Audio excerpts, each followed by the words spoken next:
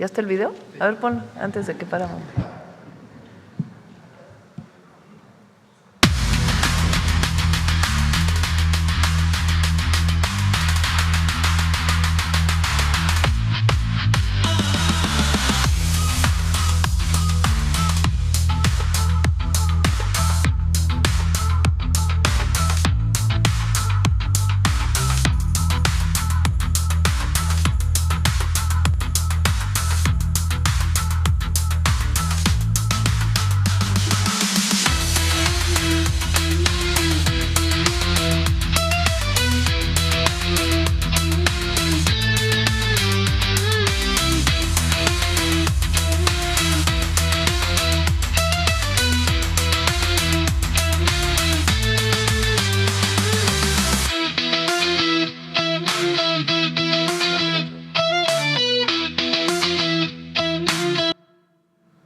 Ahora me pasan los nombres para felicitarlos como se merecen. Bueno, vamos. Gracias. Arturo Páramo, Grupo Imagen. Presidenta, hoy llegamos a pie aquí a Palacio Nacional y hemos visto que está cada vez más grande el cerco por previsión, entiendo, por la manifestación de la CENTE y la amenaza que se mantiene de tomar el Zócalo.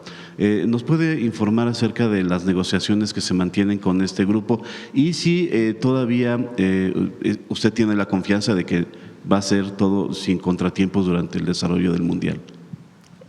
Hay pláticas con la Secretaría de Gobernación y la Secretaría de Educación Pública. Hasta el día de ayer estaba solamente la sección 22 de Oaxaca. La mayor parte de la sección se quedó en Oaxaca y solamente algunos maestros aquí en la ciudad. Hoy vienen algunos maestros de la CENTE de otros estados de la República y con diálogo vamos a tratar de atender pues los problemas que es factible atender. Hay algunas demandas pues que el presupuesto no permite atender todo lo que pide, pero hay algunas que sí. Entonces se está atendiendo. La mayoría de los maestros están en clases, la mayoría de las escuelas, y pues vamos a esperar el buen desempeño de Rosa Isela y de Mario Delgado. Hay algunas de las demandas que tienen los integrantes de la CENTE que son muy repetitivas al paso de los años.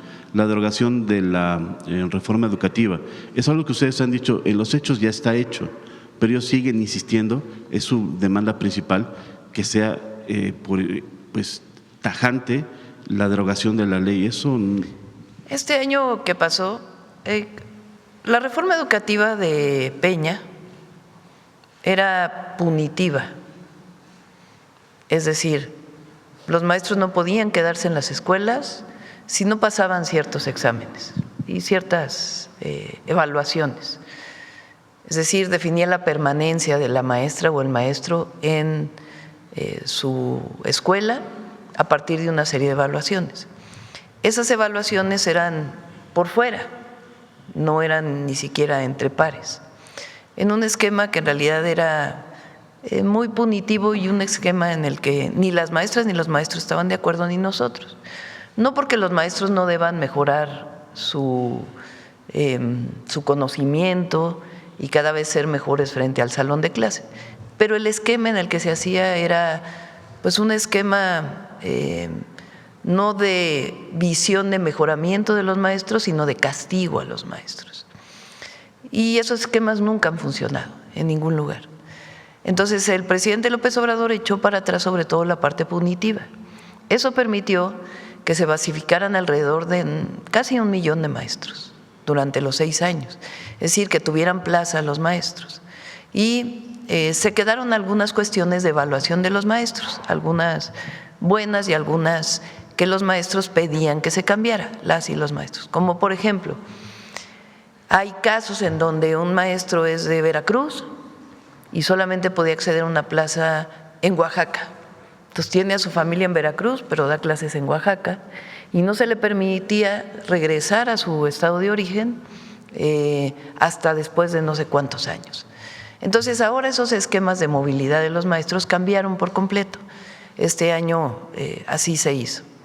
Ahora, hay una posición de algunos maestros de la CENTE o de la CENTE que plantea que no debe estar en el tercero constitucional la evaluación de los maestros y que solamente debe ser parte del 123 constitucional, que es lo que corresponde a lo laboral, y solicitan regresar a las comisiones mixtas de sindicato y autoridad para la entrada de plazas. ¿Qué queremos nosotros? Preguntarle a los maestros si realmente están de acuerdo con esto, que generó también muchísimos problemas en el país, particularmente vinculados a temas de corrupción, en donde las plazas eran para los amigos, los primos, incluso se llegaron a vender plazas. O los maestros quieren otra cosa, no definido por la autoridad, por la presidenta, sino lo que nos digan los maestros. Esta consulta se iba a hacer este año, por distintas razones no se pudo avanzar, pero se va a avanzar a partir del inicio del próximo año. Que sean los propios maestros los que digan qué problemas tiene la llamada UCICAM, que es la forma de evaluación de las maestras y los maestros, y qué es lo que les gustaría para poder ser evaluados. Es muy importante lo que piensen los maestros. Les voy a poner un caso, por ejemplo, de la UNAM.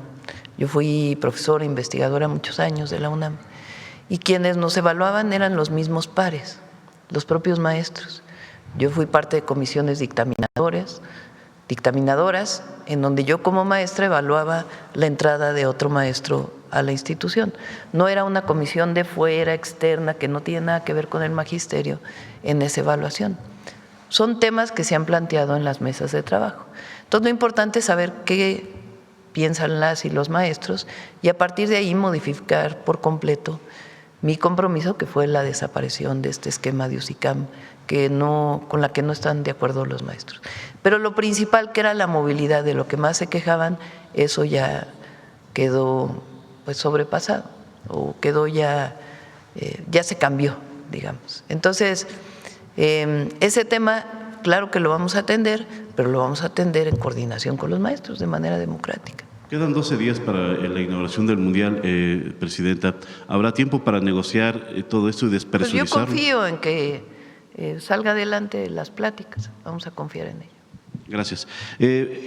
Publicamos en Excelsior una lista de 33 productos, sobre todo agrícolas, que han tenido un incremento casi del 4% al 31 de mayo. No son la canasta del PASIC, pero sí son productos de primera necesidad, jitomate, plátano, chile serrano, etcétera, y algunos tienen incrementos de hasta cerca del 80%, 77%. Esto obviamente afecta al bolsillo de la gente. Además del PASIC, ¿qué otros trabajos están haciendo con productores agrícolas para evitar que se sigan incrementando el precio de los productos de primera necesidad, presidente? Por ejemplo, en el caso del jitomate, Columba López, la secretaria de Agricultura y Desarrollo Rural, junto con el secretario de Hacienda y Profeco, han estado trabajando con las centrales de abasto. Muchas veces el incremento del precio viene por los intermediarios y lo que estamos buscando es que a las centrales de abasto llegue directamente el productor.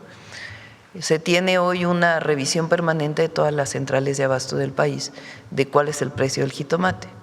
De hecho, el miércoles vamos a tener un acuerdo con productores y comercializadores para poder reducir el precio del jitomate. El jitomate subió de precio por diversas razones externas, digamos. Una, la helada de Florida a fin del año pasado, que disminuyó la cantidad de jitomate, una plaga que hubo en el jitomate, particularmente en Sinaloa, y algunas otras consideraciones. Entonces, estamos trabajando con ellos y garantizando además que el próximo año se siembre la suficiente cantidad de jitomate para que no tengamos un problema de escasez, que fue lo que hizo que subieran los precios. Entonces, claro que estamos trabajando, no solamente es los 24 productos del PASIC, sino también seguimos trabajando pues para poder disminuir estos precios y dar accesibilidad a frutas, verduras, particularmente algunas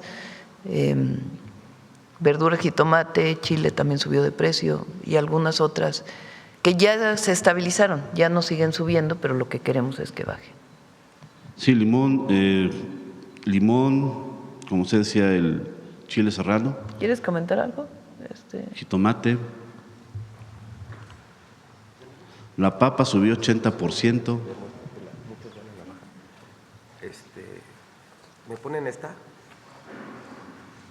Lalo, si quieres 2 minutos. Sí. Ok. Iván trae la tendencia, cómo aumentó y algunos ya van a la baja. Bien. Y principalmente pues por el trabajo permanente que se está haciendo. Gracias. Y por último, de mi parte, hubo una riña en el penal de Culiacán, 7 muertos. ¿Qué reporte le ha dado el Gabinete de La Seguridad? Secretaría de Seguridad va a informar sobre este tema. Ok, gracias. Vamos de este lado. A ver. Buenos días, Presidenta Elia Cruz de La Hoguera. Ayer, Presidenta, en su discurso, que fue ya más directo hacia Estados Unidos por todas estas acciones que ha venido realizando contra su gobierno, contra México en general, ¿qué acciones diplomáticas o más puntuales está considerando usted para evitar ese injerencismo de Estados Unidos? Hay mucho diálogo con el gobierno de Estados Unidos. De hecho, les confieso que yo no creo que sea el presidente Trump quien ha encabezado esta ofensiva en distintos temas, no lo creo. ¿Qué hemos hecho? Nosotros lo que queremos es una buena relación con el gobierno de Estados Unidos y con con todas sus áreas. Vino recientemente el secretario de Seguridad, Roberto, el secretario de Relaciones Exteriores, está en contacto permanente tanto con personas de la Casa Blanca como con el Departamento de Estado de Estados Unidos. El Gabinete de Seguridad tiene mucha relación con sus contrapartes, por ejemplo, la Defensa, la Marina tienen su contraparte en el Comando Norte, tienen mucha comunicación, de hecho hay una reunión programada pronto. El secretario de Marina va a una reunión esta misma semana a Estados Unidos con la Marina y la Guardia Costera, si mal no me equivoco. Es decir, hay mucha comunicación. Como lo dije ayer, yo creo que son sectores pues de la ultraderecha de Estados Unidos que quieren que no haya buena relación, que haya mala relación con México, que no están de acuerdo con el gobierno que encabezamos por razones ideológicas principalmente, y que no quieren que haya una buena relación. Y se juntan pues con los de la ultraderecha en México, que antes querían pasar como de centro, luego medio de derecha y ahora ya de plano se fueron a la extrema derecha. Que como lo he dicho, la derecha, a diferencia de un gobierno humanista, pues son muy autoritarios, no están de acuerdo en políticas que ayuden a los que menos tienen, no están de acuerdo con los programas de bienestar, no están de acuerdo con la inversión en educación pública, pues lo que fue todo el proceso neoliberal, y además una visión ahora pues muy, muy autoritaria. Ellos no están de acuerdo con la libertad de expresión, aunque digan que están de acuerdo, en realidad no están de acuerdo. Entonces, esos sectores en México que se vinculan con sectores de derecha de todo el mundo y particularmente Estados Unidos, pues son los que se vinculan y buscan que no haya una buena relación entre nuestros países. Como lo he dicho muchas veces, se puede tener muchas diferencias con el gobierno de Estados Unidos, pero lo que buscamos son las coincidencias y el bienestar del pueblo de México, de los mexicanos en Estados Unidos, y avanzar en las relaciones comerciales y de distinto tipo entre nuestros países. Pero hacemos muy claro cuando no estamos de acuerdo con lo que consideramos que es injerencia, que es meterse en los asuntos de México. Lo expliqué el otro día con una metáfora, pues que parece muy sencilla, pero así es. Son dos vecinos en dos casas distintas. Y cuando un vecino, puedes comer, puedes juntarte, puedes divertirte, pero cuando un vecino quiere entrar a tu casa y quedarse con la cocina, y después con la recámara, y luego con la orientación de cómo decides dentro de tu familia, pues ahí dices, no, esa parte no, vamos a seguir siendo buenos vecinos, una política de buena vecindad. Y eso es lo que nosotros marcamos el día de ayer. Y también al mismo tiempo deseamos una buena relación con Estados Unidos en el marco de nuestros principios, de la defensa de nuestra soberanía y del respeto mutuo que ha caracterizado las relaciones en el mejor de los momentos entre Lincoln y Juárez y Roosevelt y Lázaro Cárdenas. Es de los mejores momentos de la relación conjunta, de la relación bilateral. Y eso es lo que nosotros ponemos por encima de todo. Y que no sean estos sectores que buscan que haya una mala comunicación, una mala relación entre México y Estados Unidos, entre el gobierno de México y el gobierno de Estados Unidos. Entonces, por eso ponemos bien los puntos sobre las IES, de qué es lo que consideramos que ha ocurrido en el último mes. Y al mismo tiempo también lo que representa toda esta campaña en contra nuestra, que está orquestada en mucho por este esquema en donde el dinero es lo que más cuenta, porque parece que en las redes sociales hay un asunto nada más de debate político entre un punto de vista y otro, a veces, por cierto, muy negativo, de mucho odio. Pero no, de un lado hay robots, bots, que se han denunciado muchas veces y que los vamos a seguir presentando aquí, de cómo orientan la conversación en las redes sociales. Y también es muy importante reflexionar, lo dije ayer en el discurso, sobre quiénes son los dueños de estas plataformas, quién orienta los algoritmos, porque las plataformas no son de estados, y son las plataformas, son el esquema de comunicación menos regulado del mundo, y hoy tiene muchísima influencia. Y ahí destaqué mucho la encíclica del Papa León XIV, que si me permiten voy a leer algunos de los… ¿Los tienes ahí? Es que es muy interesante y es muy importante que este tema se discuta en el país. Se discuta desde las casas, desde las familias, cómo se usan las redes sociales, cuánto tiempo las niñas y los niños están en las redes sociales, la información que viene ahí, de todo tipo, y la ansiedad que provocan las redes sociales en muchos casos a las niñas y a los niños, que hay mucho escrito sobre esto, y también en términos de la política nacional, cómo influyen las redes sociales a partir de algoritmos y a partir de a quién le pertenecen estas grandes plataformas y cómo se orienta desde una perspectiva de muy pocas personas la conversación en una red. Mira, vean lo que dice el Papa.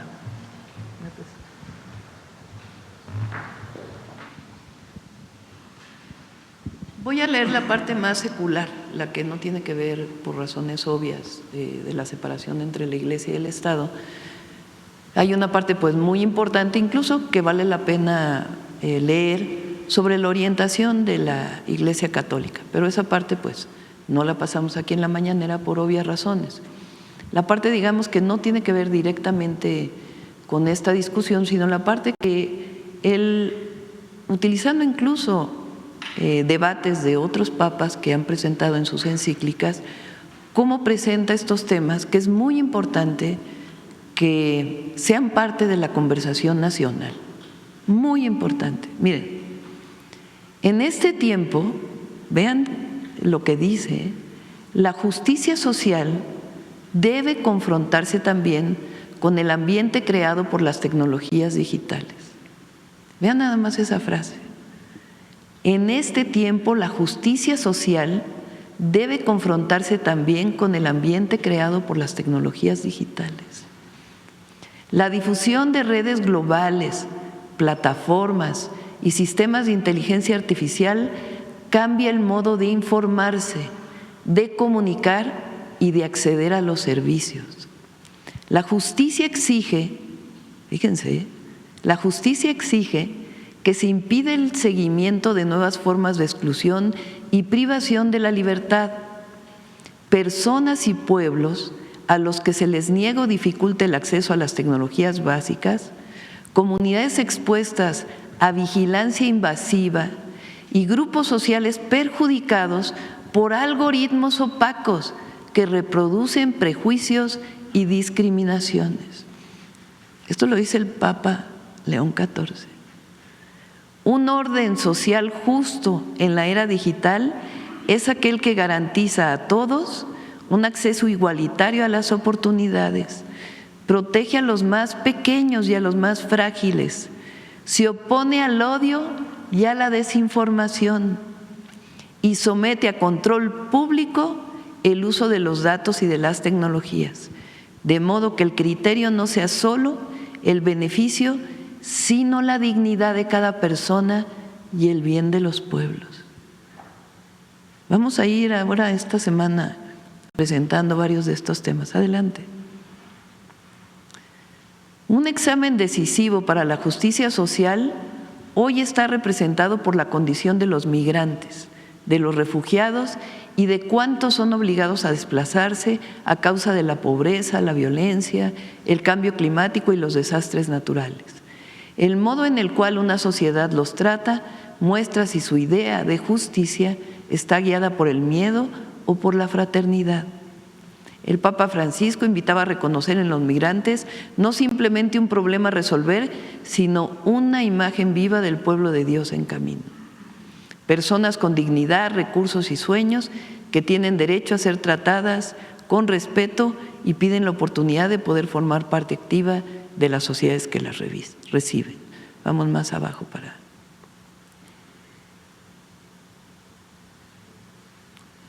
Es que ahí se lo marqué a… 83. El desarrollo, tanto para las personas como para las naciones, es una tarea y al mismo tiempo un derecho. Requiere condiciones mínimas que hagan posible a cada persona y a cada pueblo madurar según la propia dignidad, sin ser mantenidos en dependencia o excluidos del acceso a los bienes necesarios. El desarrollo es humano cuando pone en el centro a las personas y no la acumulación de bienes, y cuando se refiere también a los pueblos, no solo a los individuos. La justicia exige el reconocimiento de los derechos sociales y de los derechos de los pueblos e incluye la responsabilidad hacia los que verán después de nosotros. Vamos más abajo a ver la parte de inteligencia artificial. Está como en el 100, más abajo.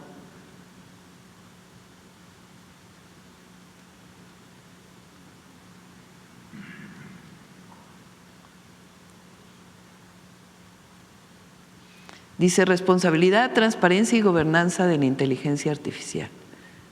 El uso de la inteligencia artificial nunca es un hecho puramente técnico. Cuando entra en procesos que inciden en la vida de las personas, afecta a sus derechos, oportunidades, reputación y libertad. Las decisiones delicadas que repercuten en el trabajo, el acceso a créditos y a otros servicios y la reputación de las personas corren el riesgo de ser confiadas completamente a sistemas automatizados que no conocen la compasión, la misericordia, el perdón y sobre todo la apertura a la esperanza de cambio en el individuo, pudiendo así producir nuevas formas de descarte. Puede haber usos evidentemente antihumanos, como la manipulación de la información o la violación de la privacidad, pero puede haber también un engaño menos evidente cuando los sistemas de inteligencia artificial, presentándose como neutrales y objetivos, reflejan y refuerzan estereotipos o posiciones ideológicas de quienes los han diseñado y programado. Vamos a la otra. Confiar en la práctica a un algoritmo el poder de seleccionar quién es digno y quién no, sin que nadie asuma el peso de la decisión, significa encomendarle la tarea de redefinir los límites de las posibilidades humanas. Lo que disminuye en este proceso no es solo la empatía hacia el excluido, que puede ser imitada artificialmente, sino la responsabilidad política, porque el descarte de los débiles queda revestido de una neutralidad y una objetividad ante las cuales es imposible protestar. Y de ese modo la injusticia se realiza silenciosamente y la compasión, la misericordia y el perdón, no como simple apariencia, sino como gestos políticos, desaparecen del horizonte. Vean qué interesante, muy interesante. Mañana seguimos si quieren. Muy interesante porque de verdad es un cuestionamiento muy profundo de los algoritmos de las redes sociales, del uso de la inteligencia artificial, de si realmente responden a un progreso de la humanidad o responden a otros intereses, incluso de la regulación de la propia inteligencia artificial, planteado por el Papa León XIV. Y en parte a eso me refería yo el día de ayer.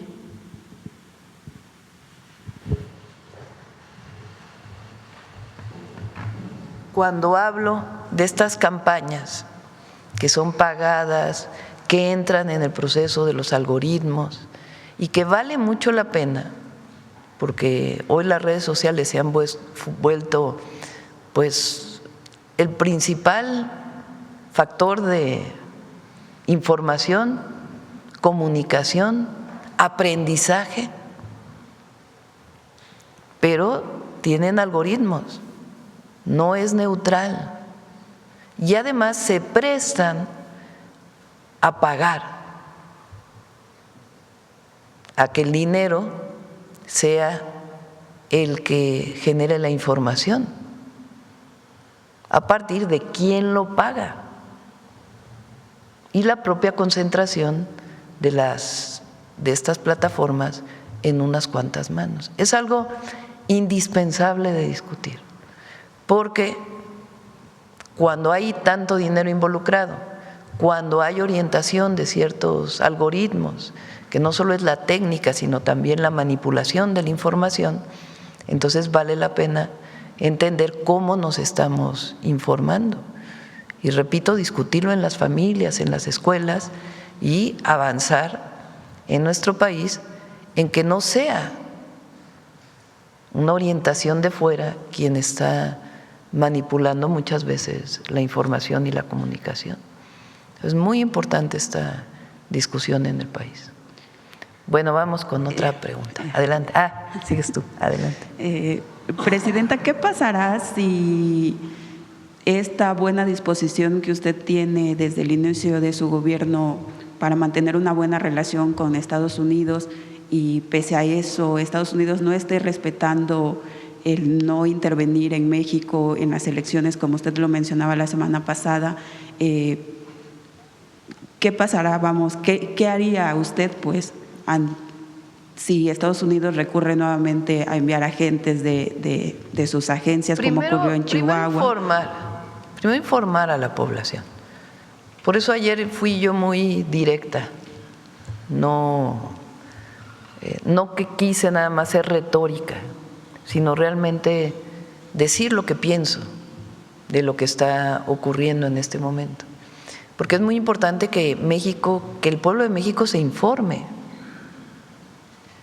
de intenciones de injerencia de ciertos sectores de los Estados Unidos.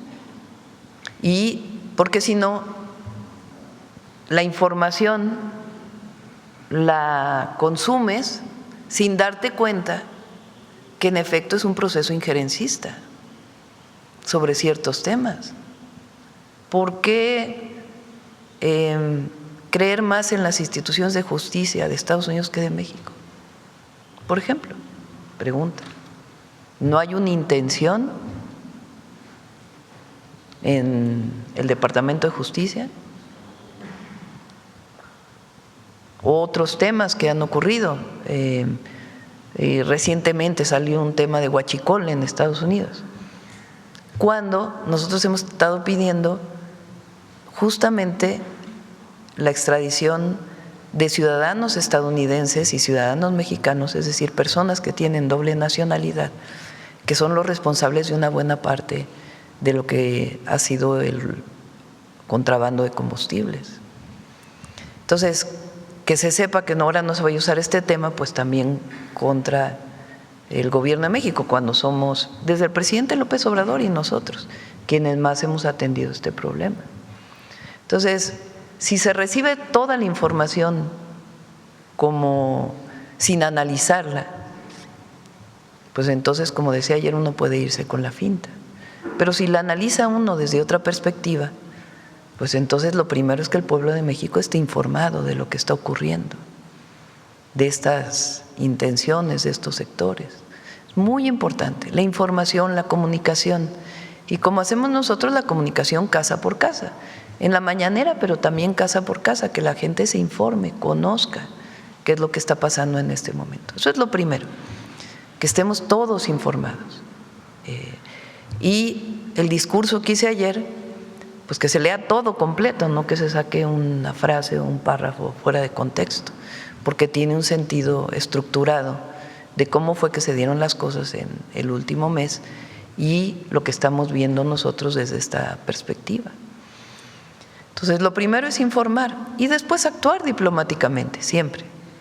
Buscar siempre comunicación, como lo he hecho en distintos momentos directamente con el presidente Trump o a través de los secretarios de Estado.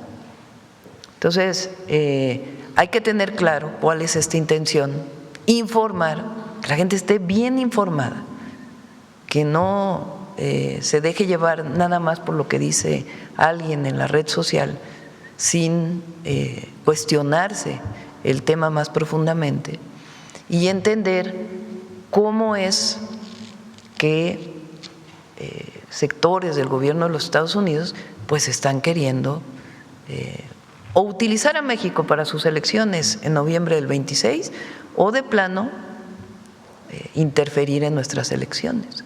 Por eso no es menor lo que se aprobó, que ya no pudo aprobarse la ley secundaria, de que no hay injerencia extranjera en la elección en México. En México decidimos las y los mexicanos. Presidenta, ahorita reiteraba también que usted no cree que el presidente Donald Trump esté detrás de estas medidas injerencistas, pero ¿no sería como dejar un flanco abierto ahí el pensar que él no está dirigiendo esta ofensiva contra México? Bueno, pues eso es lo que yo pienso y por eso la comunicación de manera personal con el presidente Trump es muy importante.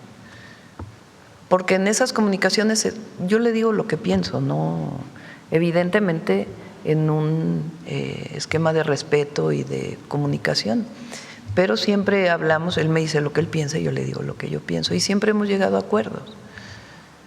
Entonces esperemos pues que esto sea un tema de ciertos sectores y que se establezca una relación de respeto entre ambos países, pero hay que decir claramente qué es lo que está pasando y además no es la primera vez que ocurre en México. Incluso, miren, les voy a leer no lo pensaba poner hoy, pero porque hay un libro de las memorias de Miguel de la Madrid, que leí la parte que tiene que ver con la relación México-Estados Unidos, de un embajador, el embajador Gavin, que pues fue muy injerencista en su momento. Les voy a leer una página para que vean lo que pensaba él, porque ya falleció. Y tenemos muchas diferencias con el periodo de la Madrid, pues fue el inicio del periodo neoliberal en nuestro país. Pero vale la pena leer lo que él reflexionaba en aquel momento. No sé si lo pudiste pasar.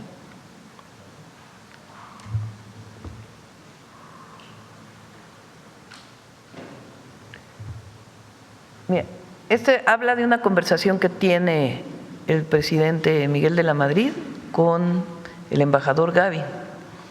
Dice: Otro de los gobernadores que me mencionó Gavin fue el de Jalisco, Enrique Álvarez del Castillo.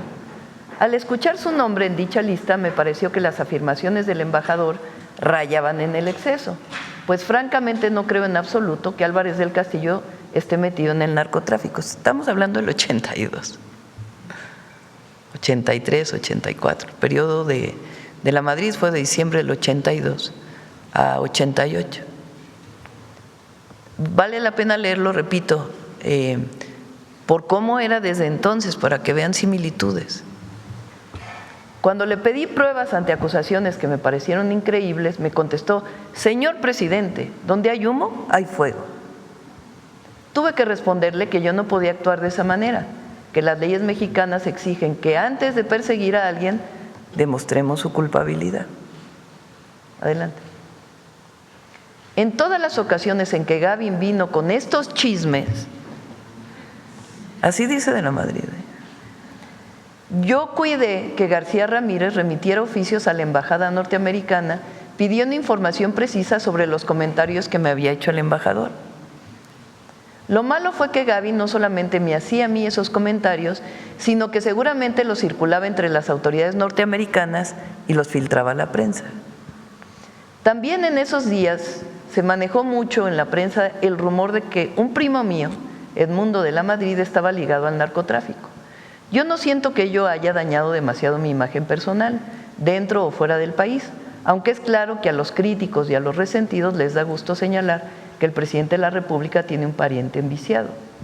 Los hechos, según me lo confirmó posteriormente el Procurador General de la República, señalan que después de haber realizado una investigación de muchos meses en torno a la posible culpabilidad, las autoridades no tienen indicio alguno de que esté involucrado en el tráfico de drogas.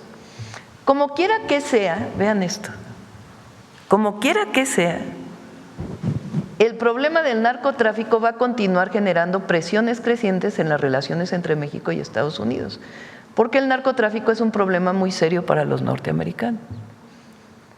Iremos manejando las presiones, pero serán siempre motivo de conflicto.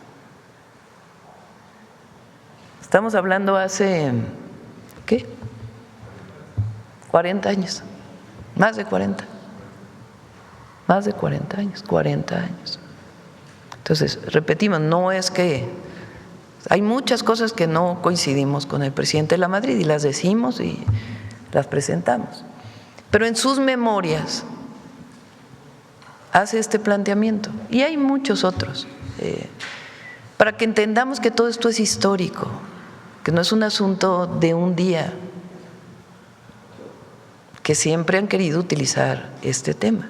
Y para eso están las instituciones de justicia en México, la Fiscalía General de la República y el Poder Judicial. Como ayer lo dije, aquí no se cubre a nadie, pero sí hay que entender, o por lo menos tener la duda, preguntarse cuáles son las verdaderas intenciones de estos sectores. Porque hay una historia, pues, donde siempre ha habido presidentes, no presidentes, otros sectores del gobierno de Estados Unidos, senadores, congresistas, cuya intención, pues, es tener en México gobiernos totalmente afines, entreguistas, aun y cuando lo mejor que puede haber, pues, es una política de buena vecindad y que los mexicanos decidimos en México y los estadounidenses en Estados Unidos. Presidente, en otro tema, el fin de semana en Chihuahua, el PAN cerró filas en torno a la gobernadora de esa entidad, María Eugenia Campos, en evento en el que, por cierto, reaparecieron los expresidentes Vicente Fox y Felipe Calderón. Felipe Calderón dijo que estamos transitando hacia un gobierno autoritario. ¿Su gobierno considera detener la investigación que se realiza en Chihuahua? Nuestro gobierno, o sea, el gobierno de la República no está haciendo ninguna investigación. La Fiscalía es autónoma y está haciendo una investigación. Y es muy importante además que se sepa, porque fue público, no es que yo esté dando una información nueva, sino que lo hizo público la Fiscalía, que en el caso de la gobernadora de Chihuahua fue llamada para dar su versión, no está imputada de nada.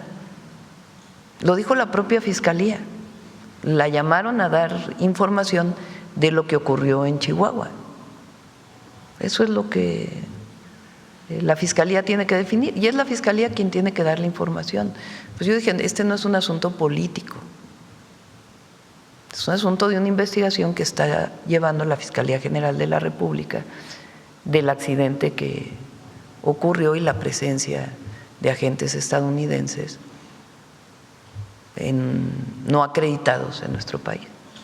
Entonces está llevando la investigación y la Fiscalía ha sido pues muy abierta. Lo que pasa es que a veces no se quiere leer lo que dice la Fiscalía y se quiere pues generar otra situación. Pero la Fiscalía es en todo caso quien tiene que definir, tiene que informar, porque no es parte del gobierno de México, es de la Fiscalía.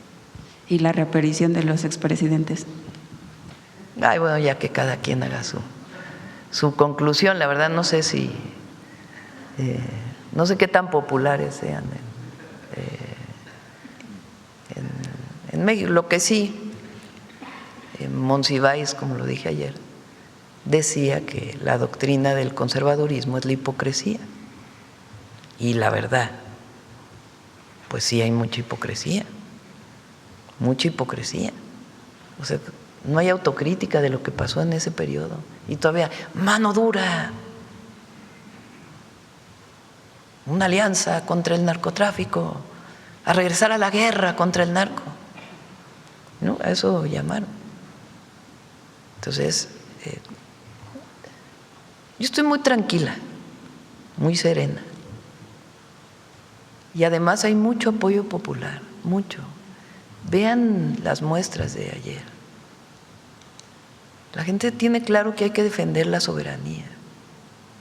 Y también la mayor parte de los mexicanos y las mexicanas están de acuerdo en que continúe la transformación y que sigamos en este modelo de desarrollo del país. La mayor parte, la gran mayoría.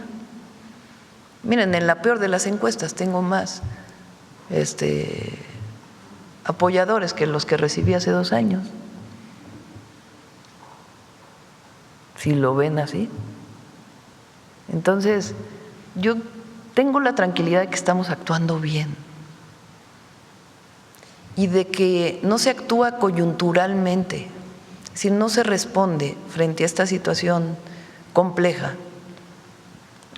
en un asunto de haz esto para que mañana pase esto, para que pasado pase esto, no. Tiene que haber una visión de largo plazo.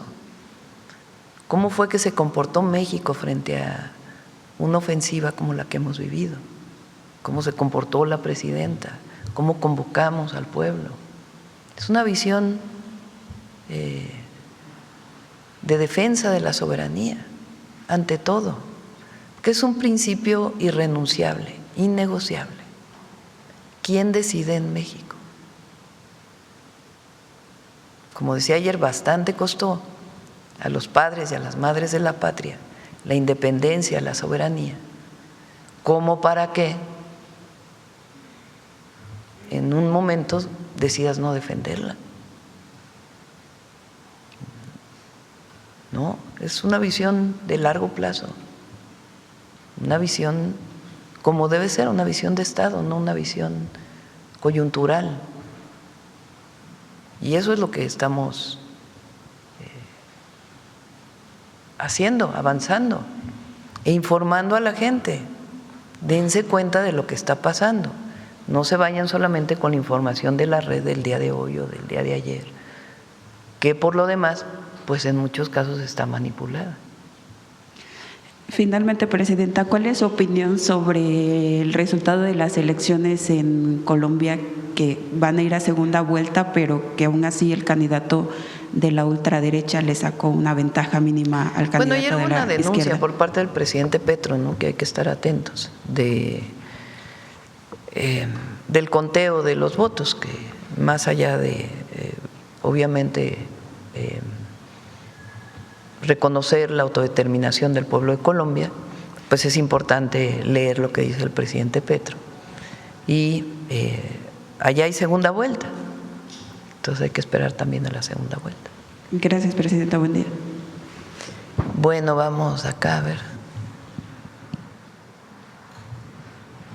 Buen día, presidenta Sheinbaum. Manuel Pedrero, de Reporteros MX. Rápidamente con el tema de Colombia, un poquito más sobre la postura oficial del gobierno, porque sí se han estado denunciando varias irregularidades, no solamente por parte del gobierno del presidente Petro, sino que también embarazaron urnas. Hay más de 1 millón de boletas que no han sido registradas por el propio Instituto Electoral colombiano, y es un componente importante decirlo, que por parte de los observadores electorales en el caso de la representación de México, pues se encuentra Alejandro Moreno Cárdenas, presidente del PRI, quien está dando por buena la elección allá, y no sería la primera vez que en un proceso electoral latinoamericano donde la ultraderecha o el candidato de derechas pues llega o tiene esto a través de los algoritmos electorales, Alejandro Moreno asiste justamente para convalidarlos como si fuese una especie de autoridad moral o referente electoral en la región, presidenta. No, bueno, pues habla por sí solo, ¿no? Esa representación es un chiste que se cuenta solo.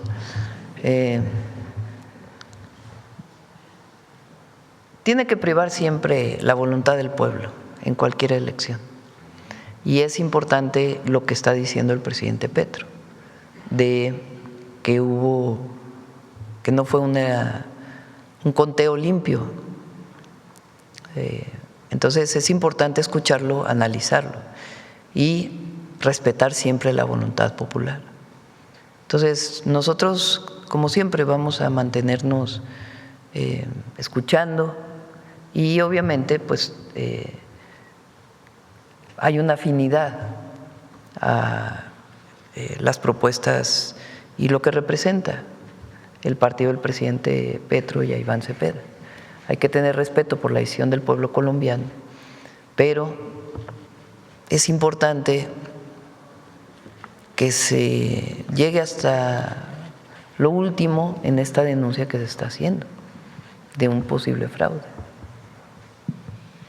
Ahora, presidenta, cierto es también que varios países de Latinoamérica, Colombia es un caso de ellos, previamente a la elección ha habido, pues lo que usted mencionaba referente a la inteligencia artificial, un bombardeo constante a través de la hiperinflación de redes sociales, de aparatos de bots, de las propias granjas y los medios de comunicación que viran ante la misma narrativa de los narcogobiernos. Ahora, esto pues también pone a México en un escenario interesante. Habrá que esperar el resultado desde luego, pero el viraje no es solo a la derecha, es a la ultraderecha. El candidato uribista de derechas conservadoras promedio en realidad queda desplazado al tercer lugar. Y esto pues reconfigura el escenario de Latinoamérica para México, pues convirtiéndose básicamente en uno de los bastiones, uno de los últimos bastiones de la izquierda dentro del escenario latinoamericano e incluso mundial. ¿Cómo entiende usted, presidenta, pues el papel que estará incorporando México dentro de los próximos procesos electorales, no solamente domésticos, sino de la región? El movimiento que representamos es quizá uno de los movimientos más grandes de todo el mundo. Y digo movimiento no hablando de un asunto partidista, sino del proyecto de nación que tenemos para México, que por lo demás pues es contrario al neoliberalismo y contrario a las visiones de ultraderecha. Los programas de bienestar, 42 millones de personas beneficiadas de manera directa. Ya sabemos que la ultraderecha está en contra de eso. Esta visión de que el pobre es pobre porque no trabaja, cuando si alguien trabaja en México, son los pobres para poder salir adelante. O sea, es un sistema que no les permitió salir adelante, a pesar de trabajar de sol a sol. Y por primera vez desde el 2019 hay apoyos directos al pueblo, no aquellos que se daban cuando había elecciones, con la compra del voto, sino programas que crean derechos. Eso es muy importante. México es de los pocos países que cuando cumple 65 años hay una pensión que por lo menos te ayuda a tu alimentación, que garantiza una alimentación saludable para todos los adultos mayores. Eso no hay en muchos lugares del mundo. A las personas con discapacidad, el programa de becas, que garantiza que niñas y niños y jóvenes se queden en la escuela, que no se vayan por problemas económicos. En eso no está de acuerdo la derecha, la ultraderecha. ¿Por qué? Porque piensan que el dinero debe ser para los de arriba, no para los de abajo. Y esa es la visión que a través, sí, de campañas mediáticas y de vínculos de ultraderecha de Colombia, de Argentina, de España, de Estados Unidos y de otras partes del mundo, se articulan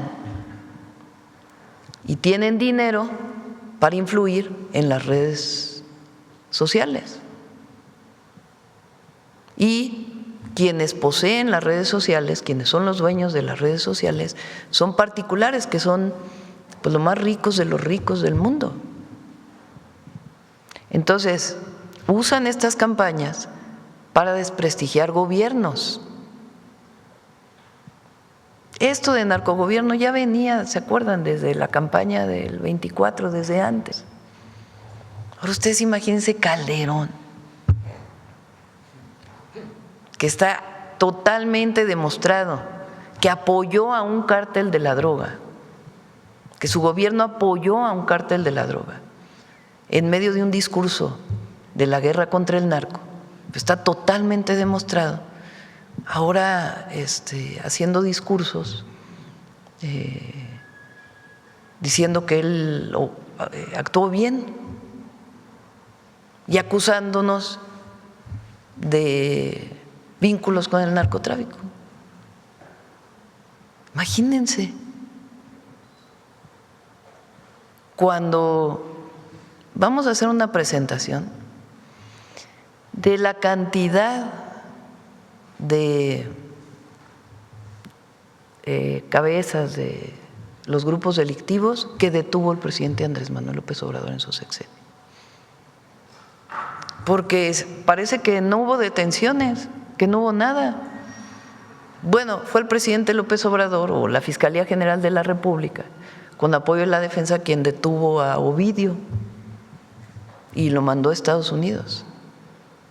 Digo, me refiero a este grupo delictivo porque es al que acusan, ¿no? Cuando ese grupo delictivo fue el que se alió a Felipe Calderón.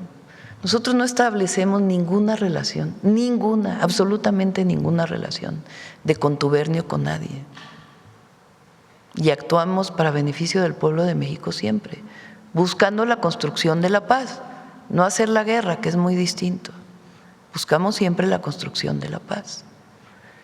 Entonces, todas estas campañas, porque son campañas, están articuladas, completamente articuladas. Por eso, a partir de este miércoles ya Luisa María empieza con la conferencia de derecho de réplica. Ahí ella va a estar presentando cómo se articulan estas redes sociales. ¿A qué hora será? En la tarde, va a ser en la tarde, miércoles en la tarde, ya todos los miércoles. Aquí va a ser. Se va a presentar cómo se articulan estas redes cada semana, qué campaña hicieron en la semana, cómo en medios de comunicación se dan noticias, la secretaría correspondiente las da el derecho de réplica diciendo que son falsas y no se publican en el medio a pesar de que constitucionalmente las deberían de publicar. Entonces, es una conferencia especial sobre derecho de réplica del gobierno, fíjense nada más, nosotros que supuestamente censuramos todo, de acuerdo con algunos, somos los que estamos planteando, este es el derecho de réplica, porque es mentira lo que se dice en muchos medios. Entonces sí, estas campañas buscan influir en las elecciones de otros países y no son y vienen de fuera, vinculados con la ultraderecha en los países. Y los gobiernos de ultraderecha están contra el pueblo, así de sencillo. Entonces, por eso es muy importante la información, la comunicación, el debate.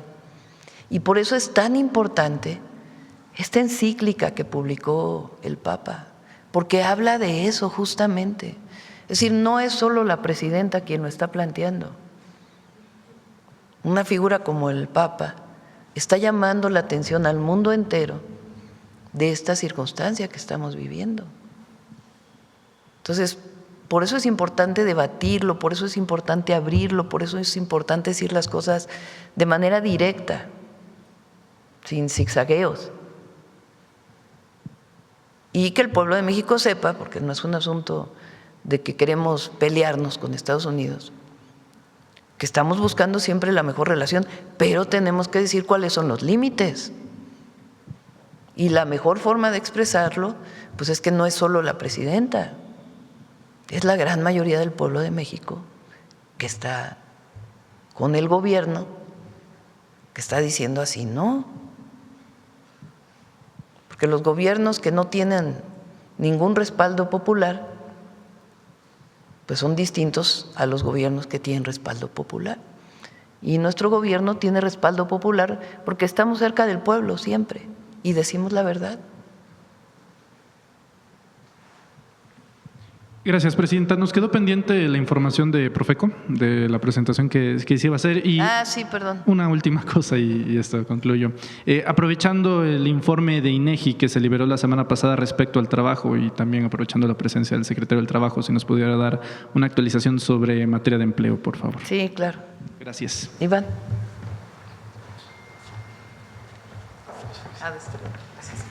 Bailamos.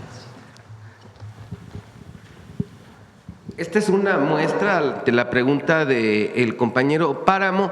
Esto se publica todas las semanas en la página de internet de Profeco. Aquí quisiera presentarles la variación de precios y qué se hace. Este es jitomate.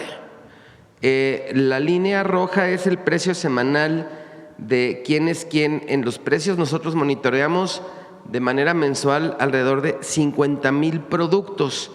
Entonces, este corresponde al precio del quién es quién en los precios, que monitorea supermercados, mercados, tianguis, y este es el precio semanal PASIC, en el que solamente se establece el precio de venta de los productos en las cadenas de autoservicio. Este es el jitomate. El jitomate, en cuanto al precio semanal quién es quién, el promedio está en la tercera semana de mayo, 50 pesos con 60 centavos, miren cómo ha ido disminuyendo. Y en la línea verde, que es el precio semanal PASIC, 48 pesos con 89 centavos. ¿Qué ha cambiado las cosas? Como decía la presidenta, en cuanto nosotros detectamos el incremento del precio, la presidenta llamó a productores, dio instrucciones a nosotros, a Hacienda, a la Secretaría de Agricultura, para empezarnos a sentar, para sentarnos con ellos y empezar a revisar cuáles son los temas que tenían, ¿no?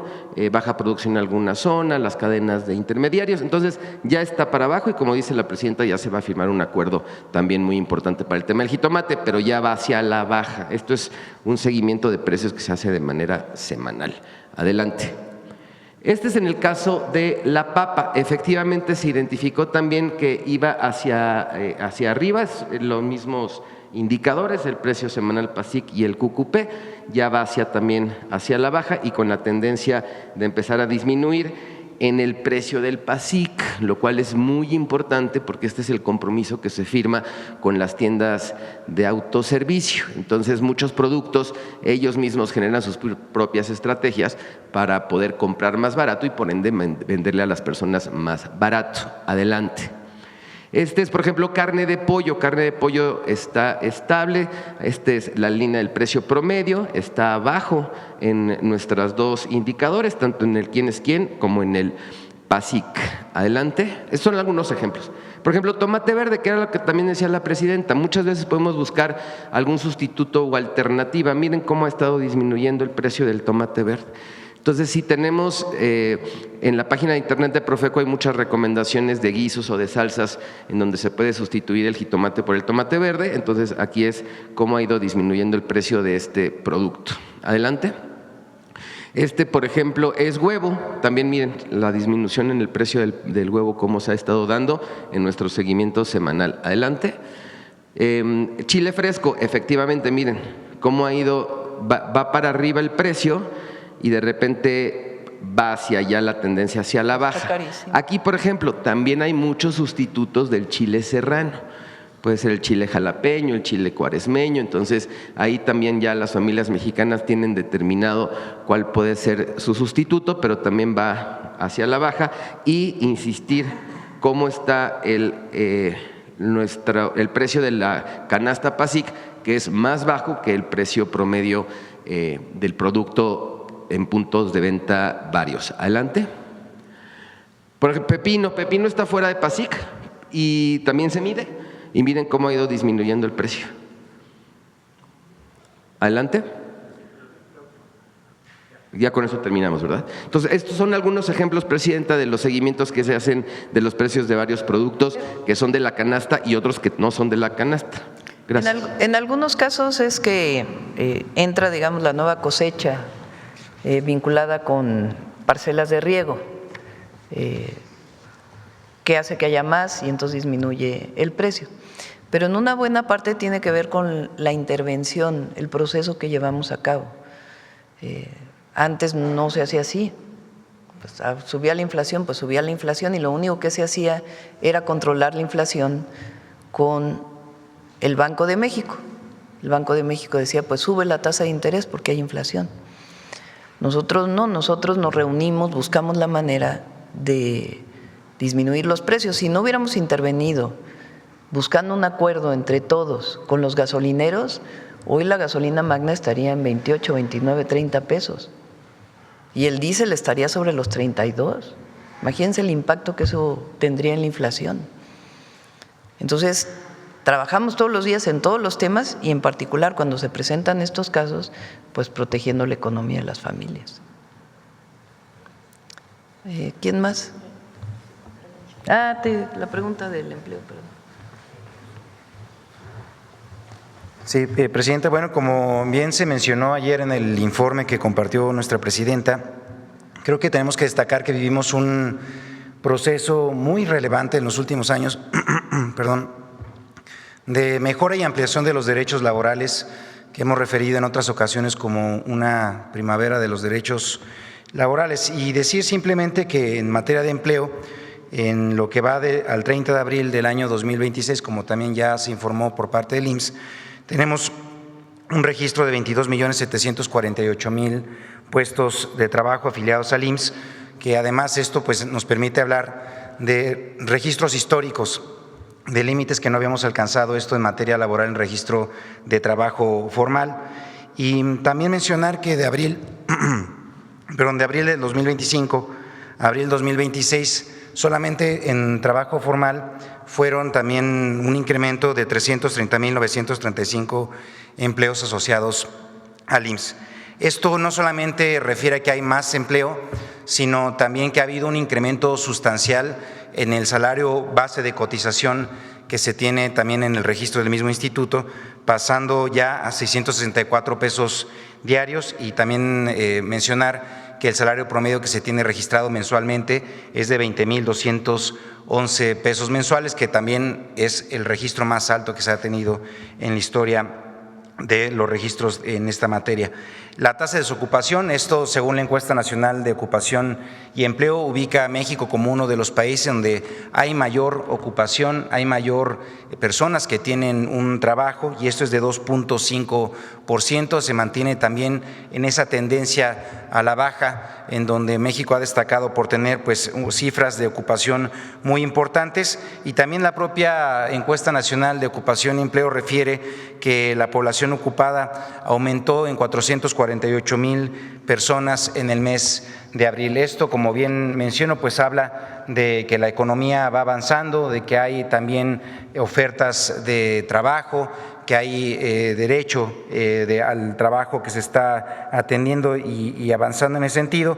Y bueno, también esto va de la mano a que son empleos que también han permitido reducir la pobreza laboral, bajarla en 3.1 puntos porcentuales, pasando de 35.4 a 32%, esto de acuerdo al INEGI, y también con la actualización que hizo nuestra presidenta al 30.7, registrando con ello nuevamente el índice más bajo de pobreza laboral. En suma, hay que decirlo, hay más trabajo, mejor remuneración, y esto permite con ello pues hablar de una primavera laboral. ¿Quién más? A ver. Buenos días, Presidenta. Dos más y ya. Julián Mazoy, de SDP Noticias. Presidenta, ayer usted habló en su discurso de una visita que realizan agentes extranjeros a un laboratorio del crimen organizado en Chihuahua, y también dice que el desmantelamiento realmente lo encabeza la Fiscalía General de la República. ¿Fue así? Porque me pareció una especie de exclusiva, no lo había yo procesado en esos términos, y me parecería grave que se ha intentado confundir a la población y decir que realmente el Estado de Chihuahua y el gobierno de Chihuahua fueron quienes desmantelaron. Por ahí hay un comunicado de la Fiscalía, a ver si lo encuentras, en donde dice justamente eso. Vamos a leer directo de la Fiscalía. Bien.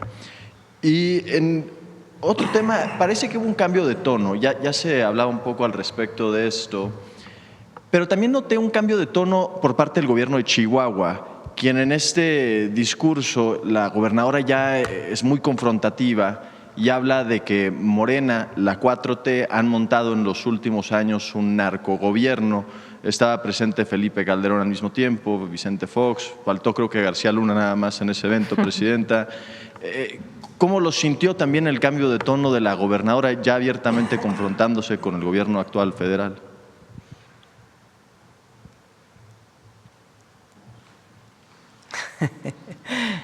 Iba a decir una cosa, pero…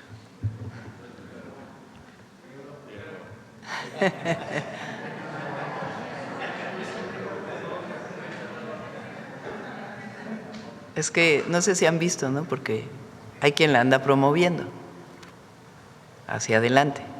Le dijeron, ya tenemos candidata. Y hay otros que dicen, no.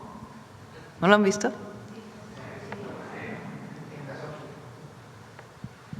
Está interesante. Está interesante que la derecha mexicana traiga a Fox. O sea, ¿cuáles son los nuevos cuadros de la derecha mexicana? Jorge Romero.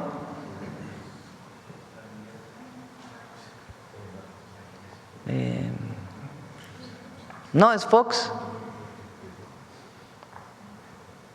Por eso ayer yo hice recuerdo, hice memoria.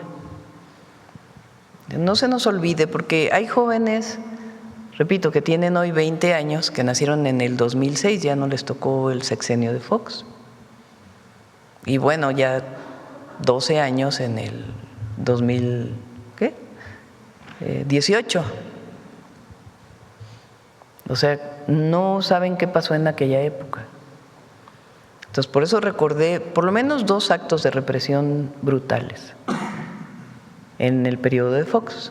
Uno, el de San Salvador Atenco, que fue terrible, y otro, el de los maestros de Oaxaca. Con la Policía Federal tenía los maestros de Oaxaca un plantón en la ciudad y hubo muertos incluso en aquella represión, brutal represión. Entonces hay que recordar eso. Hay que recordar que en la época de Fox, lo he dicho aquí varias veces, como no querían que López Obrador fuera candidato a la presidencia, lo desaforaron por haber construido, decían que había violado un amparo, cosa que era falsa, para construir una calle en un hospital. Por cierto, un hospital privado, curiosamente, en Santa Fe. Entonces, el objetivo era meterlo a la cárcel para que no participara en la elección del 2006. Hay movilizaciones y Fox tiene que echarse para atrás en esa posición, pero opera el fraude electoral del 2006. Con algoritmos, por cierto, también en el INE, y también con la alianza entonces con el Bester Gordillo para modificar las actas de las urnas electorales. En aquel entonces la gente salió a la calle diciendo voto por voto, casilla por casilla. ¿Qué se quería? Que se abrieran todas las casillas para checar si realmente lo que decían las actas era cierto o no. Y entonces que se volvieran a contar todos los votos, uno por uno, para saber realmente el resultado de la elección. El entonces Tribunal Electoral dijo, no se pueden abrir todas las casillas, solamente vamos a abrir creo que era el 9%.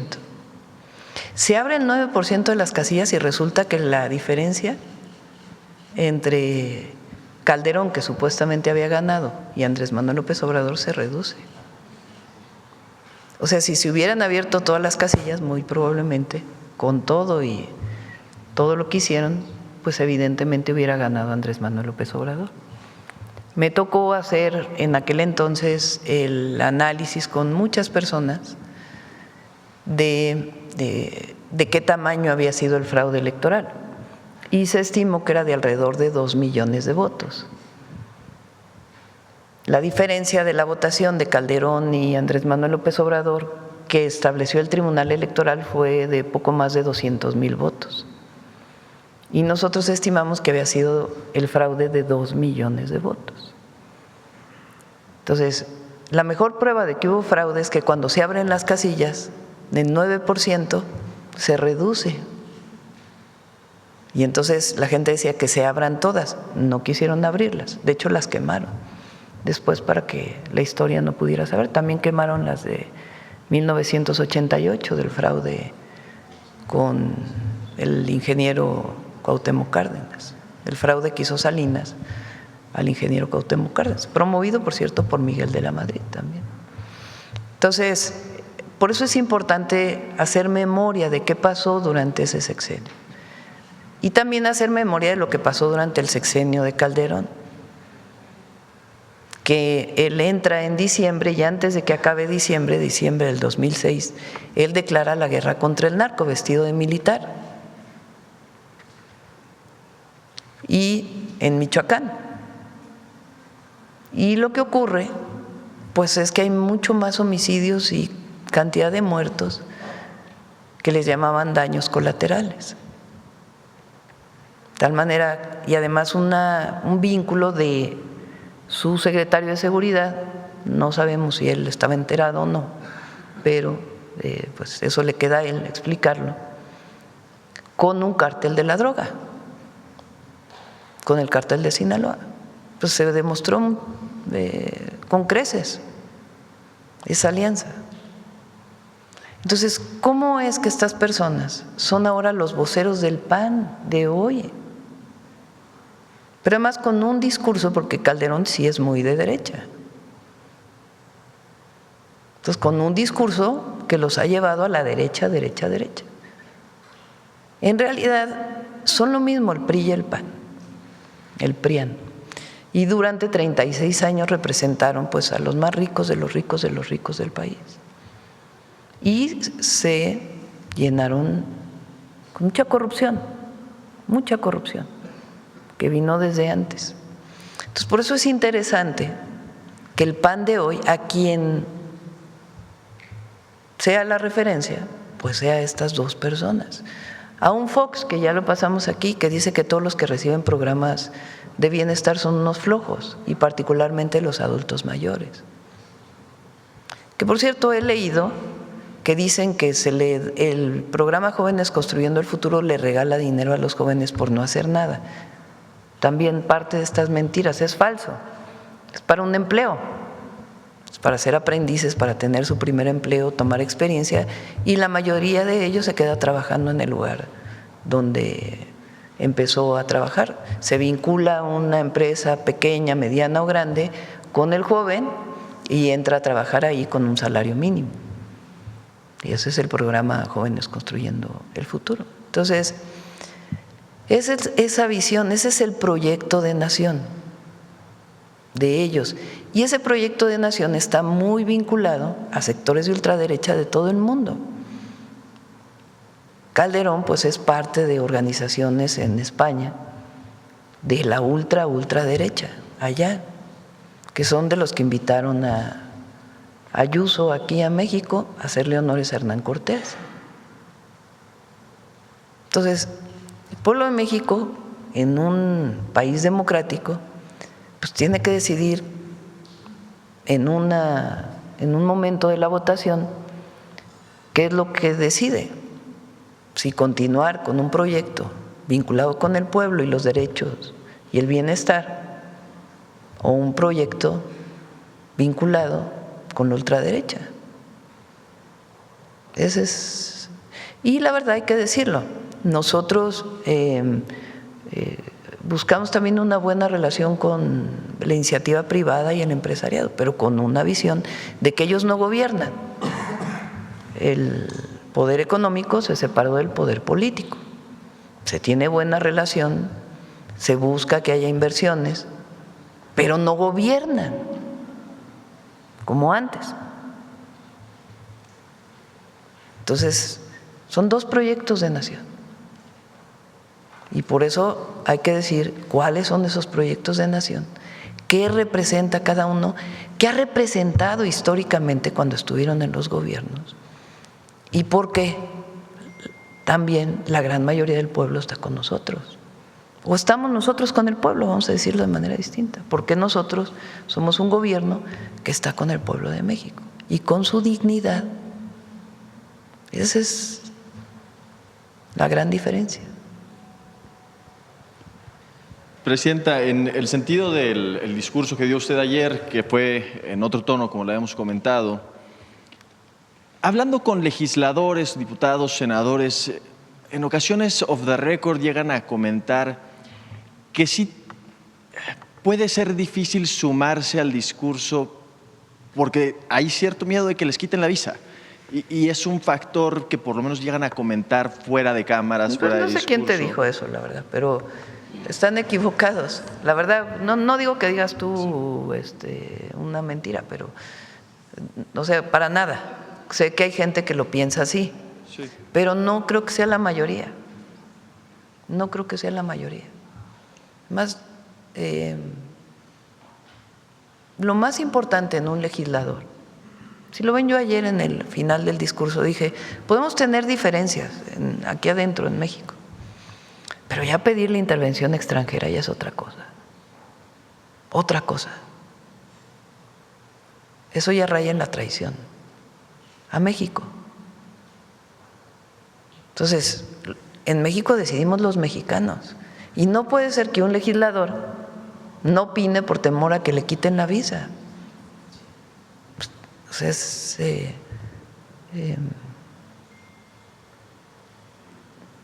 hay que tener valentía cuando se entra a la política.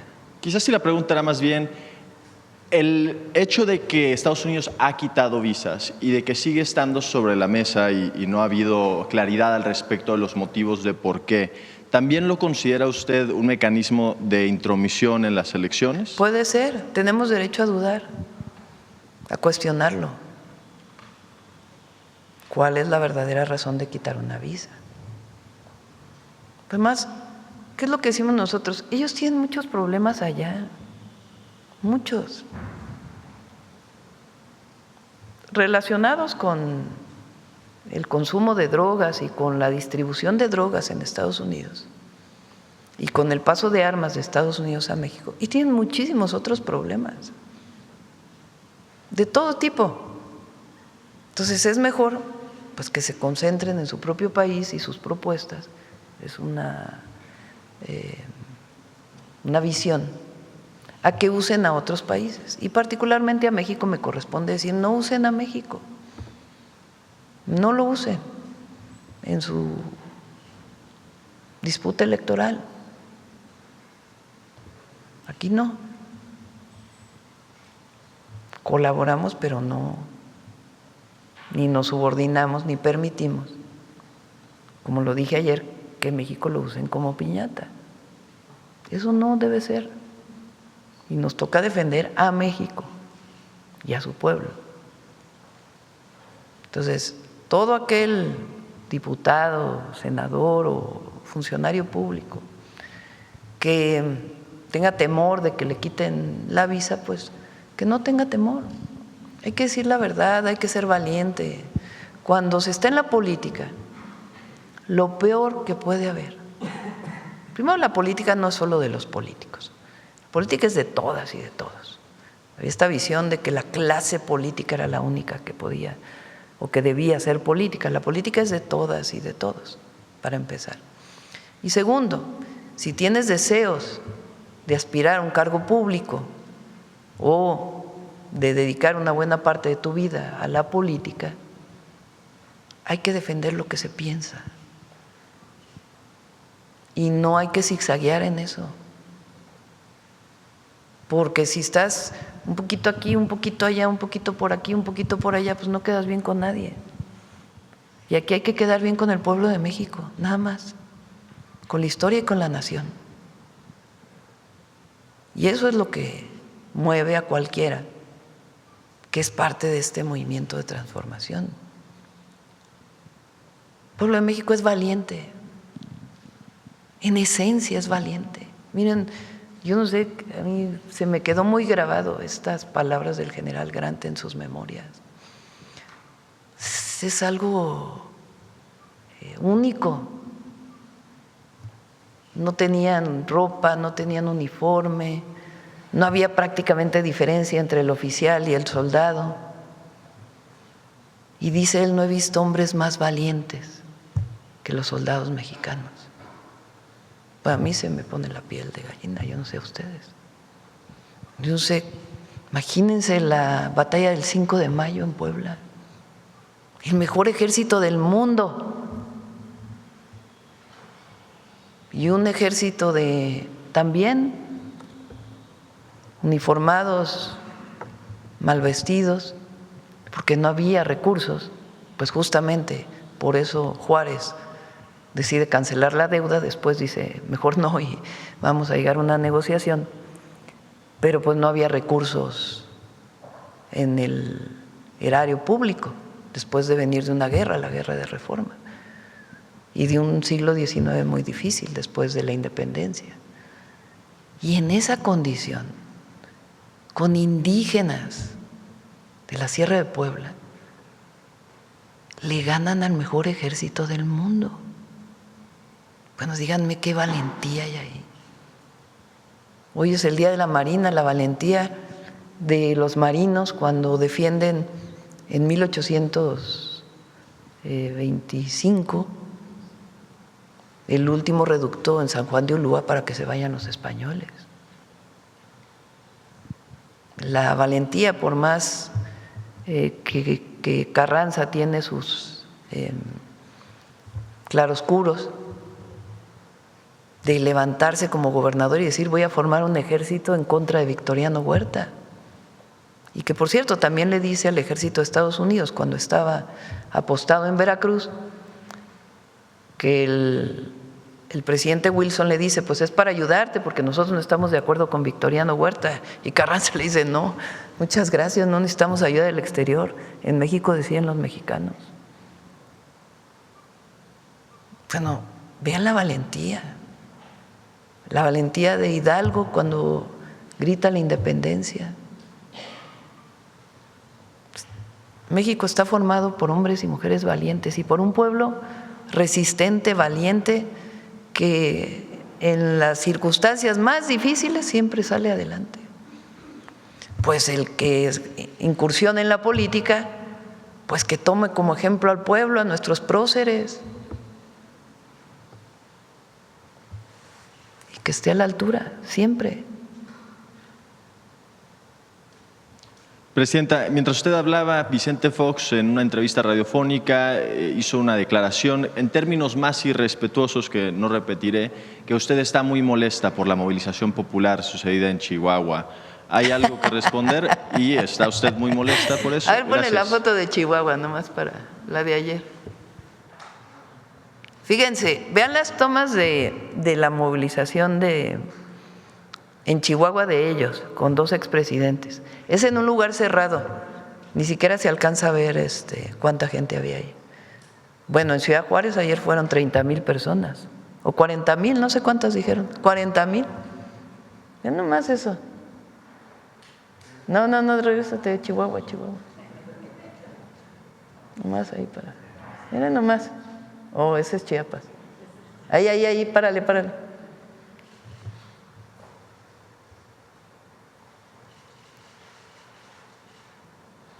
Ahí nomás.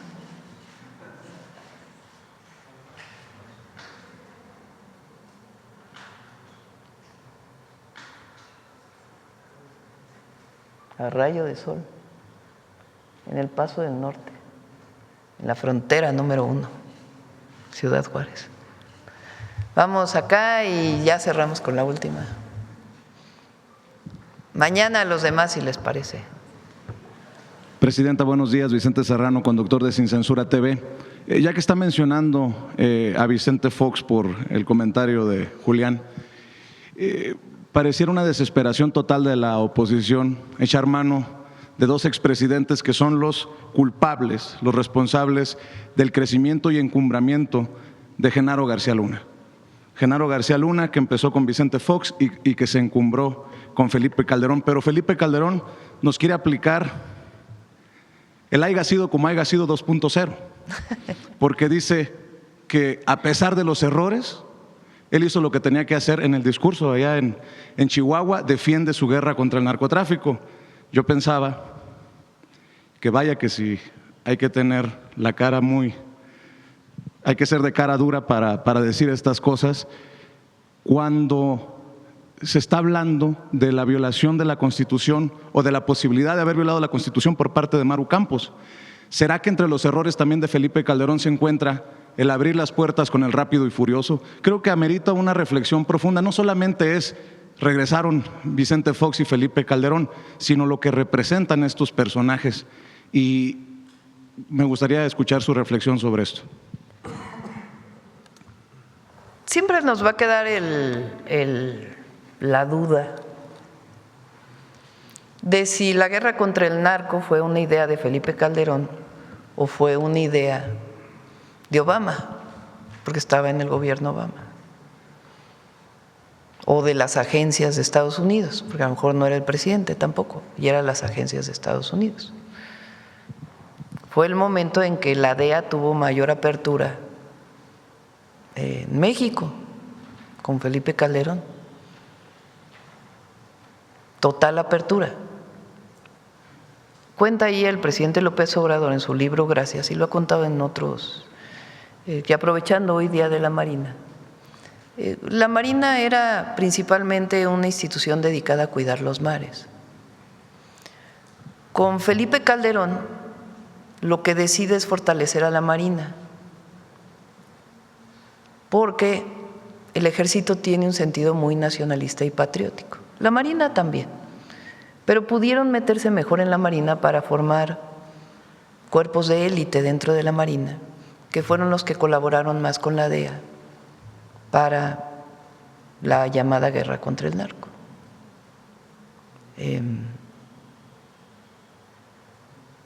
Entonces, lo primero es esta apertura, aparte de lo económico y de otros temas, que en el neoliberalismo sabemos que ese modelo económico vino de fuera, no vino de México, vino de fuera. Y particularmente en el periodo de Calderón, pues se abrieron las puertas a las agencias de Estados Unidos en México, a que operaran en territorio, planearan, operaran, y particularmente a través de Marina. Con Peña también hay una parte de eso, aunque menos abierto. Y luego cuando llega el presidente López Obrador, pues dice, a ver, los agentes extranjeros pues pueden estar aquí, pueden hacer sus labores, pero en coordinación con el gobierno de México, y tienen que tener sus permisos y no pueden estar operando en territorio y se queda en la ley. Nosotros lo llevamos a la Constitución. Entonces, esa es una parte muy importante que hay que recordar. Lo segundo es la operación Rápido y Furioso. Es algo atroz y al mismo tiempo triste, porque la operación Rápido y Furioso, que por cierto nadie fue sancionado por esa operación, nadie, fue la entrada de armas de Estados Unidos a México con un chip, supuestamente para saber dónde estaban los grupos delictivos. Pues, ¿qué hicieron los grupos delictivos? Tomaron las armas y le quitaron el chip. Era como… Y luego esas armas, una de esas armas se encuentra que asesina a un estadounidense, a un agente estadounidense. De esas propias armas que Estados Unidos, con la anuencia del gobierno de México, de Calderón, entran a México. Y también provocan muchos de los homicidios en México en aquella época. Eran más de 2,000 armas de alto poder. Y después no pasó nada. No hubo quien revisar ese caso. Bueno, ¿Calderón ha dicho algo? No, no ha dicho nada sobre eso. Ni tampoco pon los datos de cómo aumenta el número de homicidios por sexenio.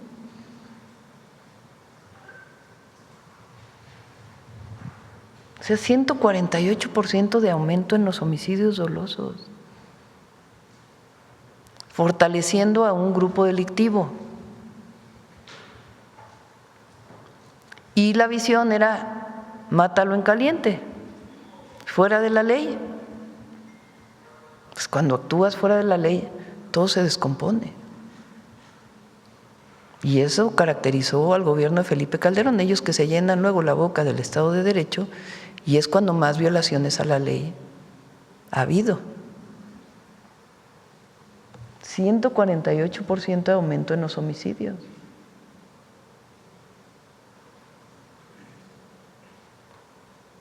Entonces, por eso Monsiváis decía, la doctrina del conservadurismo de la derecha es la hipocresía, porque mienten sin problema.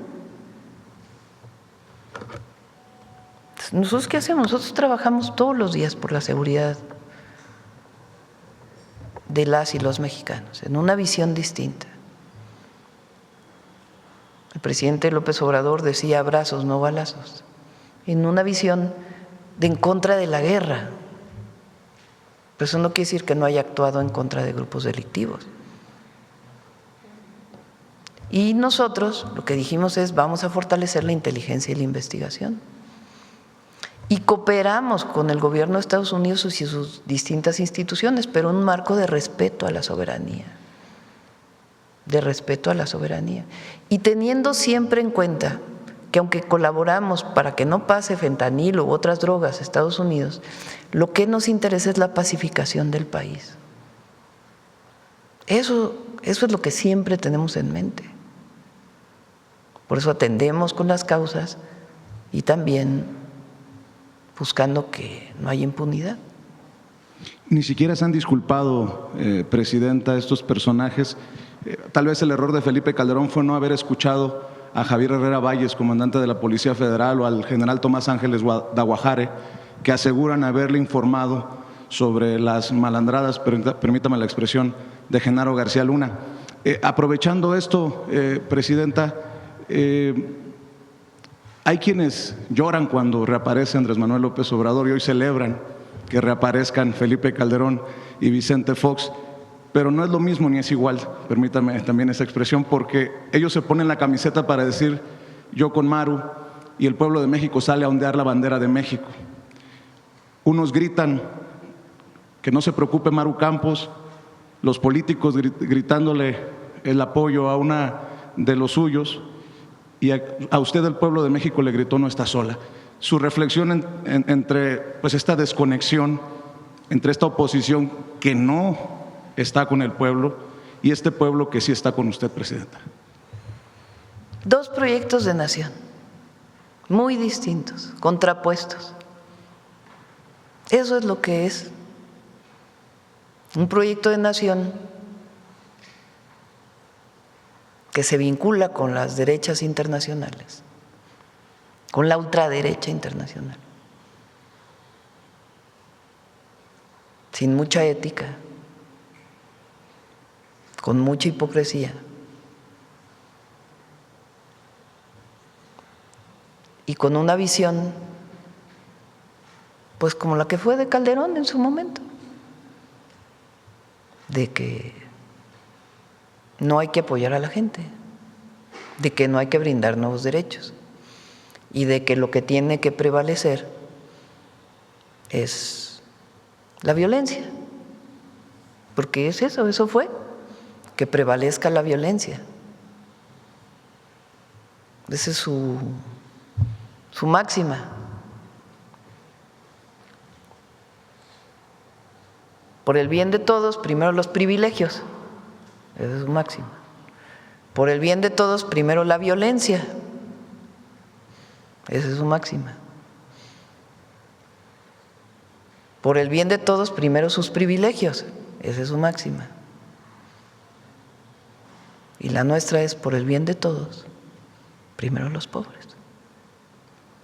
Solo para cerrar estos comentarios, presidenta, porque van a reaccionar a esto que está diciendo, habría que recordar nada más a uno de ellos, a Eduardo Burz, el expresidente priista de Sonora, que decía que los dos sexenios más corruptos habían sido en la historia de México el de Felipe Calderón y de Enrique Peña Nieto. Y presidenta, para cerrar, algo que usted mencionó en su discurso, le exige al movimiento decencia. Y esto es muy importante porque el poder del movimiento está en el propio movimiento y usted como guía moral, guía ética del movimiento dice, los servidores públicos tienen que ser decentes, no se vale colgarse del movimiento para los intereses personales. ¿Nos podría ayudar para cerrar con su reflexión? Porque esto es importante sobre todo en esa gente que la ha salido a apoyar en cientos de miles, 800,000 personas en la jornada de ayer, presidenta. Pues ya lo dijiste. No puede haber gobierno rico con pueblo pobre. La honestidad por encima de todo. Yo he dicho que si bien en algún momento, decía López Obrador, la política es principios y eficacia. Y sí, así es. Pero hay momentos en donde hay que fortalecer los principios. Y me parece que ese es el momento. En el país y también en el movimiento de transformación. Los principios, la ética, el no robar, no mentir, no traicionar. Que se ponga el saco si a alguien le queda. Eso tiene que seguir ocurriendo y eso es lo que debe pasar hacia adelante. Y si se encuentra algo, como lo he dicho, nosotros no vamos a cubrir a nadie de ningún lado. Si se encuentra algo a partir de la Fiscalía, se actúa. Bueno, hace 2 días la Fiscalía detuvo al alcalde de Cuautla, que llegó por el PRIAN. En otra ocasión detuvieron al alcalde de Tequila, que era de Morena. Detuvieron al alcalde de Teuchitlán, que es de Movimiento Ciudadano. Entonces, cuando hay una persona, funcionario público, sobre todo que está vinculada, obviamente si hay corrupción, pues también debe actuarse, por supuesto. Pero cuando hay colusión con un grupo delictivo, hay que actuar. Por eso es muy importante la propuesta que hicimos, que es que una comisión del INE tenga relación con las autoridades mexicanas, para que si un partido político quiere revisar a sus candidatos, candidatas, lo puede hacer a través de esta comisión, y esta comisión, en coordinación con las autoridades de la Fiscalía, de la UIF, encuentra que hay un riesgo, le informe al partido, hay un riesgo, vemos un riesgo. Claro, si encuentran un delito, pues tienen que proceder, ¿verdad? Pero si hay un riesgo, pues entonces el partido político tiene que tomar su decisión. Propuesta a la que se opusieron el PRI y el PAN. Propuesta que votaron en contra el PRI y el PAN. O sea, imagínense. ¿Cómo? O sea, proponemos desde el gobierno, a ver, para la elección del 27 es muy importante, por lo que hemos visto de estos presidentes municipales, que el partido político tenga la opción de revisar a través de una comisión establecida por la ley si hay riesgo de que algún candidato esté vinculado con algún grupo delictivo o tenga algún delito de algún tipo. Y se opone la oposición. Entonces, claro que cero impunidad, pero al mismo tiempo una visión de principios por encima de todo. Gracias, presidenta. Buen día. Vámonos, ya son las 10, creo que es la conferencia más larga que ha habido. Rápido. El comunicado del desmantelamiento, ¿lo encontraste de la Fiscalía? Y ya nos vamos a Lázaro Cárdenas. María, ¿ya tienen nombre y hora? Se llama derecho de réplica.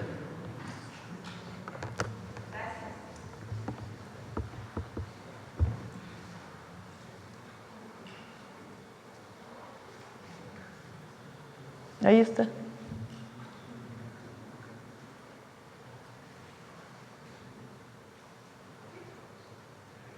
Pásales la. Vamos rapidísimo el video, ya nada más porque. Prácticamente así lo haremos, presidenta.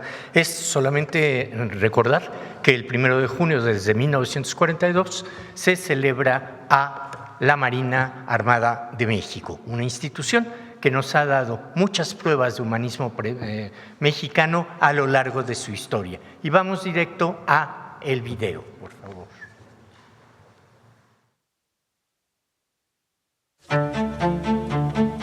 La defensa de nuestra soberanía, de nuestros mares, fundamentalmente del Golfo de México, es un compromiso que denota lealtad y convicción por parte de las mujeres y hombres que conforman nuestra Secretaría de Marina.